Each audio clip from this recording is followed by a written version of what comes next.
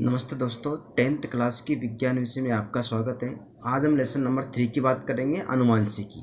इस अनुवांशिकी के बारे में पहले भी अध्ययन कर चुके थे। इसमें कुछ इसके नियम दे रखे थे, यानी जो यहाँ पर अनुवांशिकी जो नियम थे मेंडल के द्वारा प्रतिपादित किए गए, ये 3 नियम दिए गए। एक तो है प्रभाविता का नियम, पृथक्करण का नियम और स्वतंत्र अपव्ययन का नियम। आज हम जो बात करेंगे एक प्रकार से नियम की, वो नियम कौन सा रहेगा? पृथक्करण का नियम के बारे में बात कर देंगे। तो यहाँ पर जो पृथक्करण का नियम है उसमें इसके बारे में अध्ययन करें। पृथक्करण का नियम क्या होता है, किसे कहते हैं, किस प्रकार से इन्हें प्रतिपादित किया। उसी प्रकार से पृथक्करण के नियम को किस प्रकार से हम निरूपित कर सकते हैं और एक संगत संकरण क्या होता है। तो इन यहाँ पर जो कुछ पॉइंट थे, इन पॉइंट के बारे में अध्ययन करेंगे।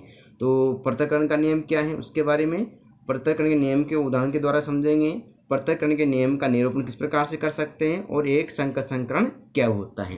उसी प्रकार से यहाँ पर जो पृथक्करण का नियम है उसके बारे में देखा जाता है तो किस प्रकार से ये कार्य करता है। जो पृथक्करण का नियम है, प्रभाविता का नियम है, तो ये दोनों नियम एक प्रकार से एक संगत संकरण पर आधारित होता है। यानी एक संगत संकरण का मतलब क्या है, यहाँ पर केवल एक ही गुणों को एक साथ उनका अध्ययन करते हैं, संकरण करवाते हैं और उसके यहाँ पर लक्षणों को देखा जाता है। तो इसके अंतर्गत हम देखते हैं कि किस प्रकार से ये कार्य करता है। जो पृथक्करण का नियम है मेंडल के एक संगत संकरण पर आधारित है। नेक्स्ट पॉइंट में देखा जाता है, इस नियम के अनुसार F1 पीढ़ी के संकर या विषम युग्मजीव संतति से युग्मक बनाते समय दोनों युग्मक एक दूसरे से पृथक पृथक होकर अलग अलग युग्मकों में चले जाते हैं, अतः इसे पृथक्करण का नियम कहते हैं। यानी F1 पीढ़ी जो है प्राप्त होती हैं उसमें भी एक प्रकार से दोनों एक प्रकार से गुण जो हैं अलग अलग चले जाते हैं और अपने नियम को प्रदर्शित करते हैं। नेक्स्ट पॉइंट है, प्रत्येक नियम युग्मक में एक लक्षण के लिए एक युग्म विकल्पी जो है होता है और वो कार्य करता है। युग्म विकल्प या जीन होता है जो अपने लक्षण के लिए शुद्ध होता है, अतः इसे युग्मकों की शुद्धता का नियम भी कहा जाता है। यानी युग्मों की शुद्धता का नियम होता है, इसलिए वो जो है एक प्रकार से अलग होने के बाद भी वो क्रिया करता है और एक प्रकार से अपने लक्षणों को प्रदर्शित करता रहता है। उसी प्रकार से यहाँ पर उदाहरण में इसमें दे रखा है कैसे जो है, एक इसके उदाहरण के माध्यम से समझते हैं। समयुग्मजी, यानी समयुग्मजी का मतलब क्या है, दोनों गुण समान है, जैसे कैपिटल टी। समयुग्मजी लंबे पौधे, समयुग्मजी बौने पौधों में संकरण करवाया जाता है। तो F1 पीढ़ी में सभी संकर या समयुग्मजी लंबे प्राप्त होते हैं। तो यानी कैपिटल टी स्मॉल टी, यानी समयुग्मजी में से दोनों जो हैं यहाँ पर समयुग्मजी हैं लंबे वाले और बौने पौधे, लेकिन यहाँ पर विषमयुग्मजी बनते हैं, यानी दोनों अलग अलग गुण इसमें प्राप्त होते हैं। तो इस प्रकार से विषमयुग्मजी भी कहा जाता है। उसी प्रकार से हम बात करते हैं, विषमयुग्मजी संतति में दोनों युग्म विकल्पी साथ साथ रहते हुए एक दूसरे संदूषित या प्रभावित नहीं करते हैं। युग्मक बनते समय दोनों युग्म विकल्पी एक दूसरे से पृथक होकर अलग अलग युग्मकों में चले जाते हैं। तो इस प्रकार से ये जो दूसरा पॉइंट इसके बारे में समझा रहा है।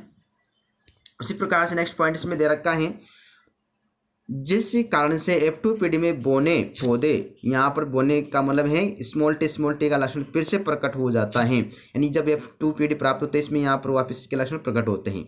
F2 पीढ़ी का लक्षण अनुपात यानी जीनोटाइप फिनोटाइप अनुपात की बात करते हैं, तो यहाँ पर जो फिनोटाइप अनुपात होता है वो 3:1 होता है। उसी प्रकार से जीनोटाइप अनुपात जो है वो कितना होता है इसका, ये प्रकार से यहाँ पर 1:2:1 प्राप्त होता है। तो इस प्रकार से यहाँ पर जो है जीनोटाइप और फिनोटाइप के माध्यम से हम इसको समझते हैं कि जो है ये क्रिया करते हैं और कार्य करते हुए अपने लक्षणों को प्रकट करते हैं। जैसे आगे हम फिर वापस इसकी बात कि जो यहाँ पर है जीनोटाइप क्या होता है, फिनोटाइप होते हैं।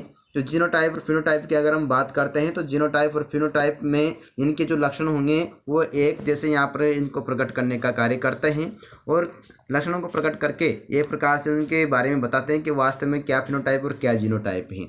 उसी प्रकार से नेक्स्ट पॉइंट में इसमें दे रखा है, इसके यहाँ पर जो है डायग्राम के माध्यम से हम इसको समझते हैं। तो डायग्राम में यहाँ पर समयुग्मजी, यहाँ पर विषमयुग्मजी लंबा पौधा और विषमयुग्मजी लंबे पौधे दे रखा है। यानी यहाँ पर जो F1 पीढ़ी प्राप्त होते हैं, इस F1 पीढ़ी में से इनके जनक को प्राप्त करते हैं और जनक को प्राप्त करने पर जैसे यहाँ पर कैपिटल टी लिया और यहाँ पर स्मॉल टी लिया, यानी मादा युग्मक नर युग्मक इसमें दे रखा है। जैसे यहाँ पर ये नर युग्मक का है और ये मादा युग्मक का साइन या चिन्ह दे रखा है। तो इस प्रकार से नर और मादा युग्मक को यहाँ पर लेते हैं, इन दोनों के मध्य यहाँ पर क्रॉस करवाते हैं, F2 पीढ़ी प्राप्त करते हैं। तो F2 पीढ़ी में देखते हैं कैपिटल टी को क्रॉस कराएंगे तो यहाँ पर कैपिटल टी प्राप्त होगा। उसी प्रकार से कैपिटल टी और स्मॉल टी को क्रॉस कराएंगे तो कैपिटल टी और स्मॉल टी प्राप्त होता है। उसी प्रकार से कैपिटल टी और स्मॉल टी को प्राप्त कराएंगे तो यहाँ पर कैपिटल टी स्मॉल टी। अब देखो यहाँ पर हम बात कर सकते हैं स्मॉल टी भी हैं और यहाँ कैपिटल टी स्मॉल टी आगे आ सकता है, लेकिन नहीं, क्योंकि यहाँ पर स्मॉल टी जो है अप्रभावी हैं और कैपिटल टी प्रभावी हैं। तो प्रभावी गुण पहले आता है और अप्रभावी बाद में आता है। उसी प्रकार से स्मॉल टी इसमें लेते हैं तो यहाँ पर दोनों को मध्य क्रॉस कराने पर ये प्राप्त होता है। यानी हम यहाँ पर देखते हैं कि नर युग्मक और मादा युग्मक में यहाँ पर इनको लेते हैं। अब देखो इस डायग्राम के अंदर हम देख रहे हैं कि यहाँ पर कैपिटल टी इसमें दे रखा है, कैपिटल टी स्मॉल टी इसमें दे रखा है, कैपिटल टी स्मॉल टी। यानी कैपिटल टी और कैपिटल टी स्मॉल टी जो है यहाँ पर लंबेपन का गुण प्रभावी हैं। यानी यहाँ पर जो है लंबेपन के गुण को प्रदर्शित करता है, इसलिए इसके 3 जो है यहाँ पर लक्षण हैं, 3:1 जो है, 3 का मतलब यहाँ पर कैपिटल टी स्मॉल टी, ये एक प्रकार से लंबेपन को प्रदर्शित करता है, इसलिए इसके 3 लक्षण इसमें दे रखे हैं। स्मॉल टी जो है यहाँ पर बौनेपन का है, इसलिए इसके 3:1 रेशो प्राप्त होता है। उसी प्रकार से हम देखा जाता है कि जो जीनोटाइप रेशो है किस प्रकार से इसको निरूपित कर सकते हैं। जीनोटाइप में यानी शुद्ध एक प्रकार से उसकी जीन के माध्यम से उसका पता लगा सकते हैं। जैसे यहाँ पर दे रखा है कैपिटल टी, तो यानी कैपिटल लंबेपन का है लेकिन बिल्कुल शुद्ध है, इसलिए यहाँ पर इसका एक अनुपात आता है। उसी प्रकार से 2 हैं तो कैपिटल टी स्मॉल टी हैं और यहाँ पर भी कैपिटल टी स्मॉल टी हैं। तो इन दोनों में हम देखते हैं कि दोनों एक प्रकार से समान हैं, समान होने के कारण एक प्रकार से जो है यहाँ पर ये 2 इसका रेशो आता है और एक स्मॉल टी जो है यहाँ पर इसका प्राप्त होता है।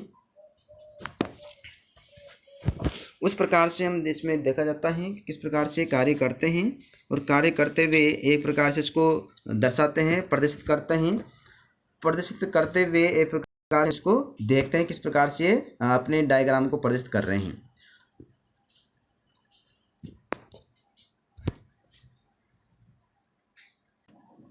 इस डायग्राम में यहाँ पर दे रखा है कि किस प्रकार से मोनोहाइब्रिड क्रॉस जो है वो क्रिया कर रहा है और क्रिया कर किस प्रकार से इसको प्रदर्शित करता है।